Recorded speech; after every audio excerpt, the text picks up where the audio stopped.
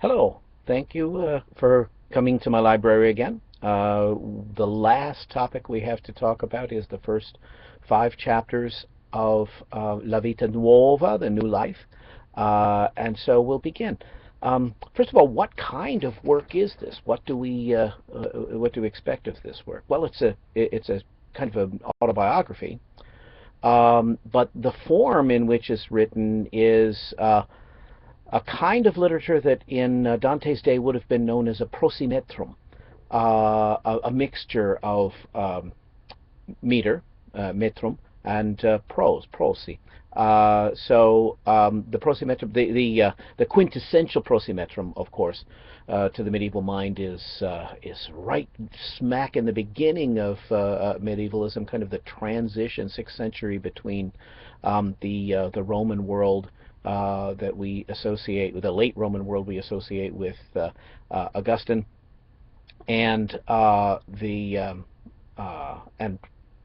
the Middle Ages proper. So the early medieval thinker Boethius, Consolation of Philosophy, where the Boethius kind of sorts his way through various philosophical ideas, and alternating with them are these beautiful songs, poems in another voice. And so by Dante's day, especially in the Provençal versions of the Prosimetra,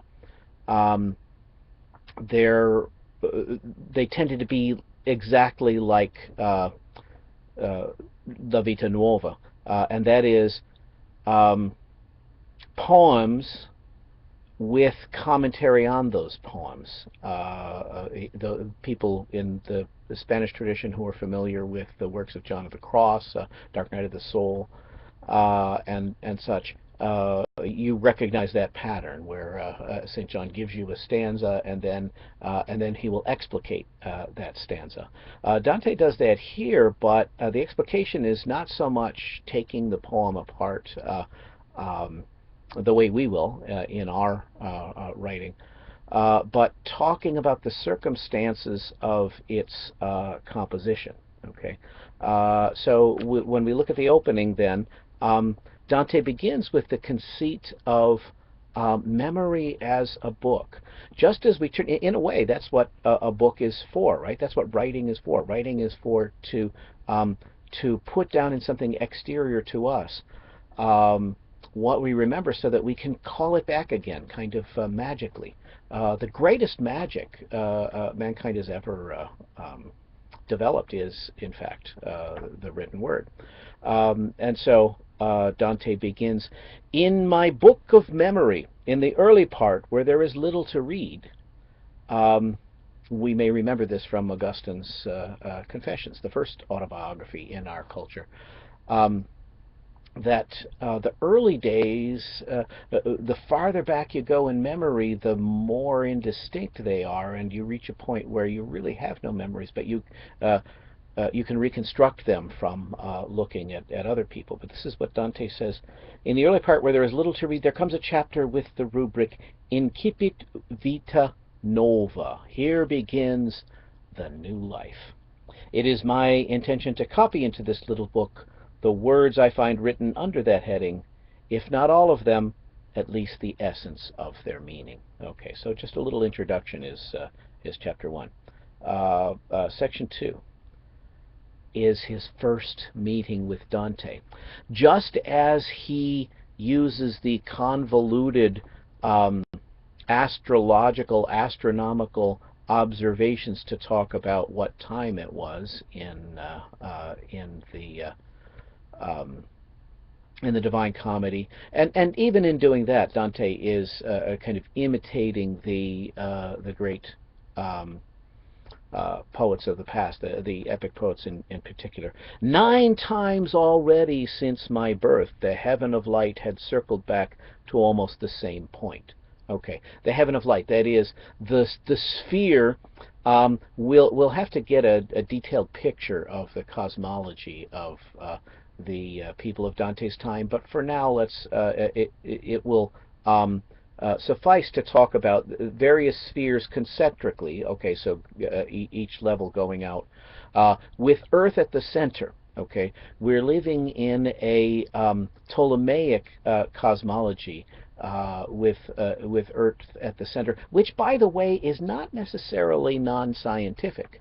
It's just another way to deal with the data that is there. Ptolemy did not say this is the way the universe looks.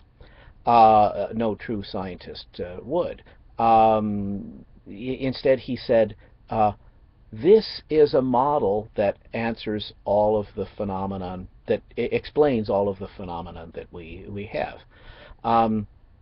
Secondly, getting back to this idea of the Ptolemaic universe with the Earth at the center, from a navigational standpoint, it's a true model, right? If you're going to determine where you're going in the universe, if you're trying to determine where you're going in the mall, and you go to the big map that they have at the end of the mall, is it helpful to have a red dot on the map at the other end of the mall saying, this is a good starting point, okay? Why don't you, this is the main entrance of the mall, let's orient everything toward this. No, no, no. That's what they do, is they give you a map that has a big red dot that says, you are here.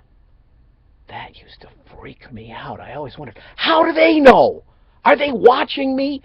And they are, I think. The more people see this video, the more they will want to keep tabs on me. But that's another story. I'm getting involved with the astronomy here. 9 times already since since my birth, the heaven of light. Okay, so that sphere in which is embedded the sun. Okay, it's not the way we perceive it now, right? But that's Dante's picture.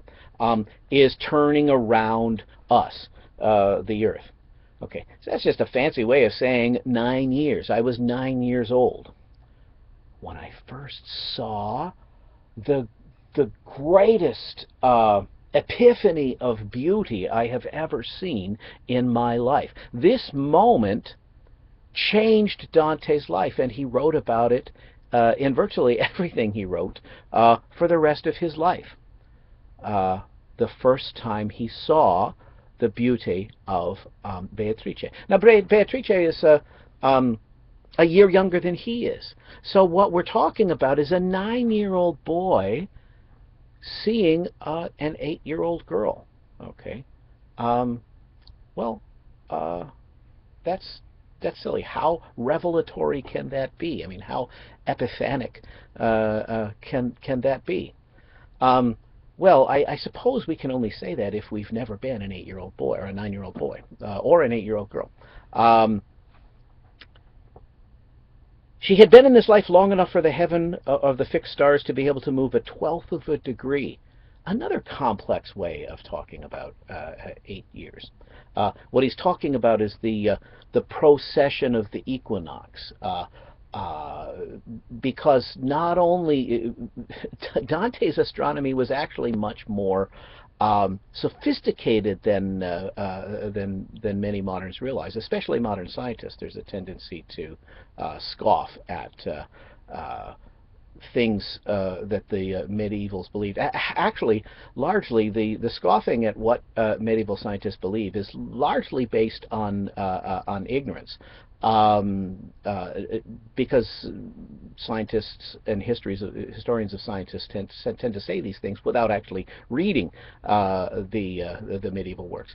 But here, Dante's giving a very sophisticated calculation of the movements. Dante and other astronomers in his day was aware that there were more than just the movements of the planets around the sun. Again, we're looking at this from a geocentric point of view. So the movements of the planets were not. The stars in the sky were called fixed stars because it was believed that that they didn't move. Of course, now we realize the universe is expanding, so we differ there in our astronomy. But there were other. There was the fact that, in fact, the solar system was moving by itself.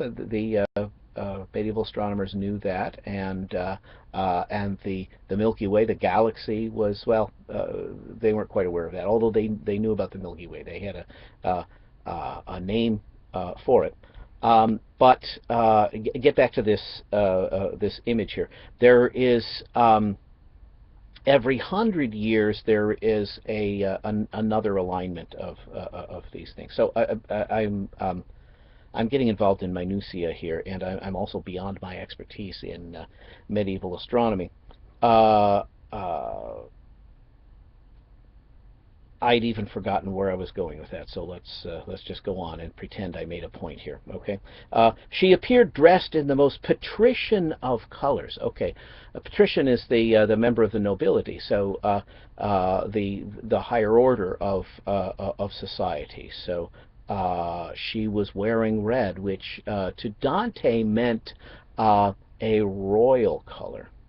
Her robe bound round and adorned in a style suitable to her years. I'm hoping that when I next see you in class, I'll bring with me a beautiful painting by Dante Gabriel Rossetti of this moment where Dante sees the three women with Beatrice in the middle. At that moment, and I speak the truth, the vital spirit, the one that dwells in the most secret chambers of the heart, began to tremble so violently that even, let's see that trembling here, it trembled just like that. I did that a little bit earlier in the other video for the earthquake in hell, but in fact that Dante feels that at his meeting of Beatrice. It's what happens when you fall in love. Try it. Yeah, you'll find out that it's true. So the vital spirit. This is a physiological way that the doctors in Dante's time explained the physiology of love.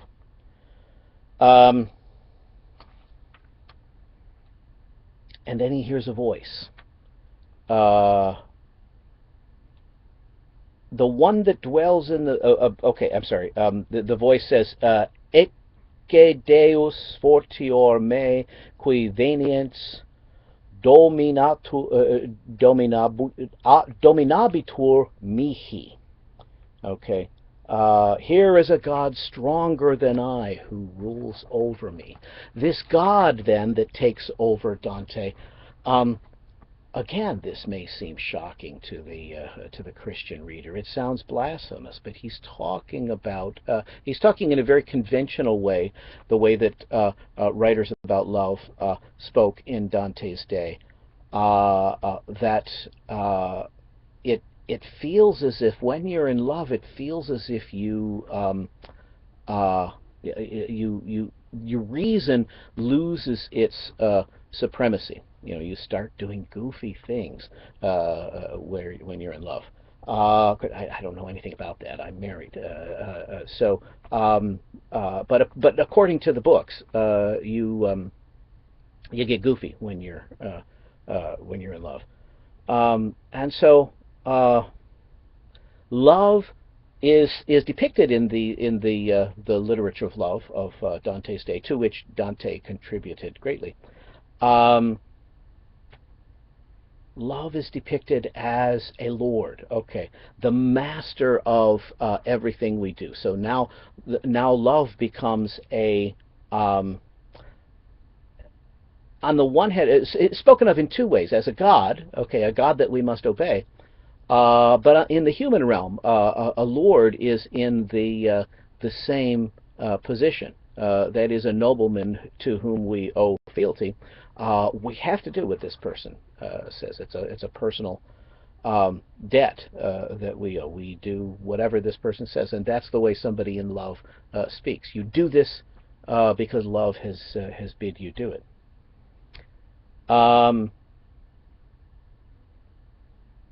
That takes us to well, let's look at a couple of simple phrases for describing this. Love governed my soul, he says, about 6 lines down, page 590. which became immediately devoted to him, and he, that is love, reigned over me with such assurance and lordship. Okay. Um, so now he's going back to the book of his memory. He holds on to the initial conceit of the memory as a book in his last clause in chapter 2. I shall turn to those written in my memory under more important headings, sotto maggiore paragrafi. The headings are the things written above, paragraphi, and that's where we get the word paragraph. A paragraph is a new subtopic. Okay, we know that structurally when we study writing. We say, yeah, so well, this is kind of a new topic, so it really should have a new paragraph here. So that's what he's doing. Chapter 3. We skip 9 years. So Dante is no longer 9, he is 18 now. And for a second time he views Beatrice. After so many days had passed that precisely 9 years were ending up since the appearance just described of this most gracious lady, it happened that on the last one of those days a miraculous lady appeared dressed in purest white, between the two ladies of noble bearing, both older than she was, and passing along a certain street, she turned her eyes to where I was standing faint-hearted, and with that indescribable graciousness for which today she is rewarded in the eternal life, she greeted me so miraculously that I seemed at that moment to behold the entire range of possible bliss. This happens, I mean, this is a real steamy romance, right? You see her, and then 9 years later, she actually speaks to you. That is so cool. My lady spoke to me. I'm 18 years old, and she speaks to me for the first time, and I am thrilled. I made a mistake earlier. The painting, the Dante Gabriel Rossetti painting that I was talking about, describes this meeting, this second meeting, this meeting at 18 years old. So he goes home and he has a dream, and the dream is really weird. The dream engenders his very first love poem at age 18, or at least the earliest one that he records. Okay, he has this dream, and he wonders what the dream means, and so he says, well, the poets will know, so I'll share this with my fellow poets. And this was a fairly common use of the sonnet at the time. The sonnet was invented by the notary of Federico II, Frederick II, that we talked about, the guy who comes into northern Italy in 1320, tries to I'm sorry, 1220, tries to take it over. And so Dante, he dies long before Dante is born, but the legacy of Frederick II dominates Dante's life in two ways. First of all, politically, okay, because those attempts for the Roman emperor to control all of Italy, including the Papal States, which Dante's party feels is an affront to the Church. That is still continuing, but another way is that Federico II was also a great poet. And he nurtured it. He not only wrote great poetry, but he nurtured great poetry. And his one of his clerks, one of his scribes, the man Lentini called that Dante calls the notary. He invents a form of poetry called a sonnet. Now, Lentini's sonnets are different from the ones that we think of as the Italian sonnet. That it's Petrarch who created that kind of sonnet, and it's Petrarch's kind that Dante writes. Lentini's were just alternating rhyme. But there was only one pair of rhymes in the first 8 lines, the octave, and only one pair of rhymes in the second the last 6 lines, the sestet. So you have an octave and a sestet. So 14 lines becomes the standard form of the sonnet. The sonnet just means a little song, and so I say the it ultimately becomes the form of the sonnet because when we go to a literary dictionary, we read, oh, a sonnet has 14 lines in a specific pattern. Well, it does now, but there wasn't agreement at the beginning. It really, 12 to 16 lines was the range of these short poems. So they're short compared to other poems. But really, the form of 14 lines was not fixed yet. But at any rate, Lentini devises this poetic form, and Dante picks it up. And so this is the first poem. This is the poem how he describes his dream. Now remember what the dream is. Um, this lady in white scoops him up and carries him, and his heart is burning. Let's read um, the uh, the dream itself in chapter 3. I seem to see in his arm. Okay, a vision appeared to me. This is about 10 lines from the top of 591. I seemed to see a cloud the color of fire, and in that cloud a lordly man, frightening to behold, yet he seemed also to be wondrously filled with joy. So this lordly man, then, is the Lord of his life, love.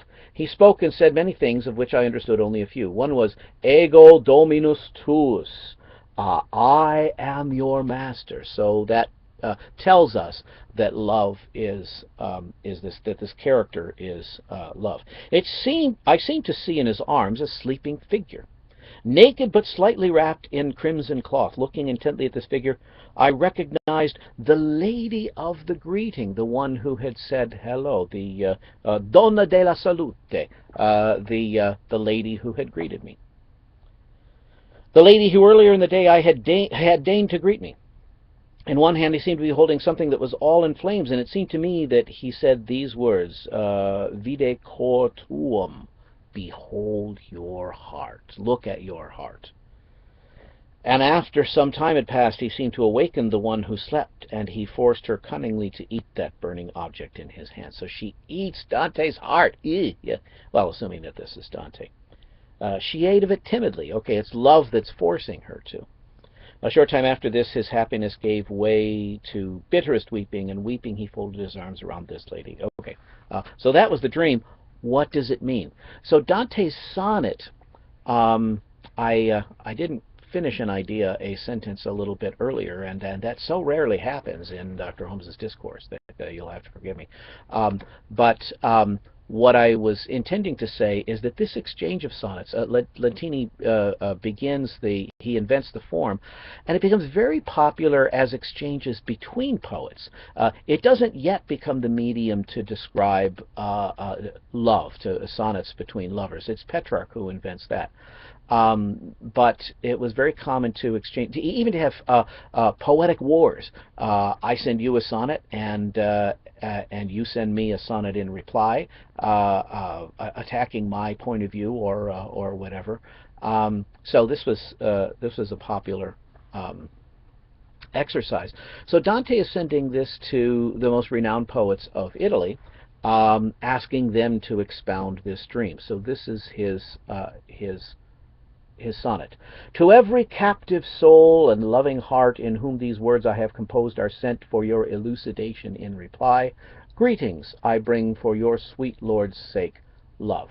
Okay, so this community of poets is, by definition, all of them are servants of love, the God of love. Then he describes the circumstances of the dream. The first 3 hours, the hours of the time of shining stars, were coming to an end, when suddenly love appeared before me. To remember how he really was appalls me. Remember those opening lines. It's somewhere in the first 10 lines of the Divine Comedy, in the Canto 1 of the Inferno. Remember, it's really only like 4 or 5 lines in where he says, I tremble even to think of it. As I remember, I'm frightened again the way I was frightened then. So he's already established this cliche early in his writing. Keep in mind, again, remember he's 18 years old when he writes this poem. So Joyous, love seemed to me holding my heart within his hand, and in his arms he had my lady, loosely wrapped in folds, asleep. He woke her then, and gently fed to her the burning heart. She ate it, terrified, and then I saw him disappear in tears. Okay, what does this mean? There were no Freudians then to go to. There were no psychoanalysts who had read Freud's interpretation of dreams. And so there was no way of knowing in those days that what this poem really means is that you hate your mother and you want to kill your father. No, wait a minute. Whatever it means, I don't know. You hate somebody. I think you hate your mother and your father, or maybe I don't know. I'll have to look that up. Then he explains the structure of the sonnet, and we go on to the fourth chapter, which is very short. After that vision, my natural spirit was that's the physical juices that he was talking about in Canto 2 that were so shaken at this experience of beauty, was interfered with in its functioning because my soul was becoming wholly absorbed in thinking about this most gracious lady. That's another thing that all the books say happen in love. Again, I have no experience of this because I'm a married man, and they don't know anything about love.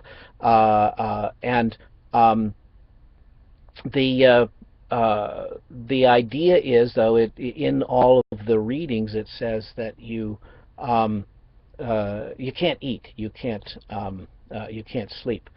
I have no trouble sleeping or eating, so I guess I can't be in love. In a short time, I became so weak and frail that many of my friends were worried about the way I look. Others, full of malicious curiosity, were doing their best to discover things about me, which above all I wished to keep secret from everyone. I was aware of the maliciousness of their question, and guiding by love, who commanded me according to the counsel of reason, I would answer that it was love who had conquered me. Chapter 5, maybe we should wrap this up. I usually don't like the videos to get this long because they're hard to watch at a sitting then. And in fact, this is a good place to stop. We'll pick it up in our next exciting episode because I've got to answer the door now. So bless you, and I'll see you on Monday.